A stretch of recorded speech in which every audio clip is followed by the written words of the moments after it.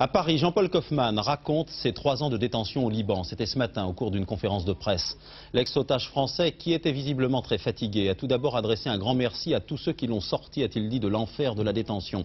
Ensuite, Jean-Paul Kaufmann a évoqué tour à tour Dieu, la Bible et les livres qui lui ont permis de tenir le coup pendant 1037 jours. Témoignage au micro de Jérôme Bonny.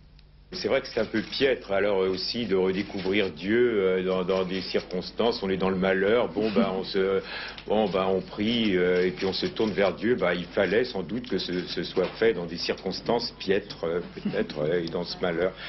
Oui, Dieu et la Bible m'ont beaucoup aidé. C'était très curieux d'ailleurs parce que dans les livres, j'ai eu à certains moments pas mal de livres et puis ils les perdaient tout le temps dans nos 18 déménagements. On ne les retrouvait plus, ils les égaraient, etc. Mais la Bible, elle suivait tout le temps.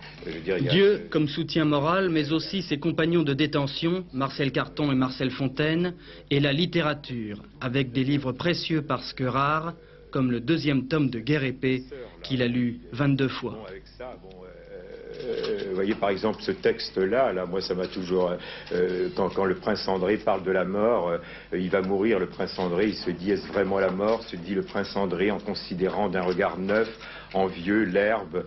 C'est pendant la bataille de Borodino, l'herbe, l'armoise et le filet de fumée qui s'élevait de la balle noire tourbillonnante. Et le prince André dit je ne veux pas mourir, j'aime la vie, j'aime cette herbe. Cette terre et l'herbe, ça me faisait pleurer.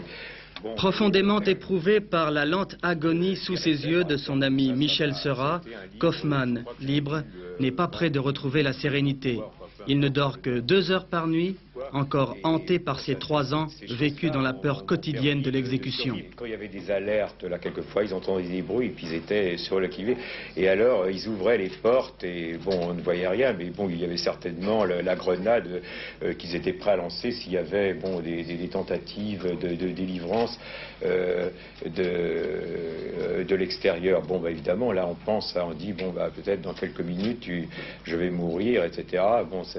C'est quand même, ça vous donne des palpitations.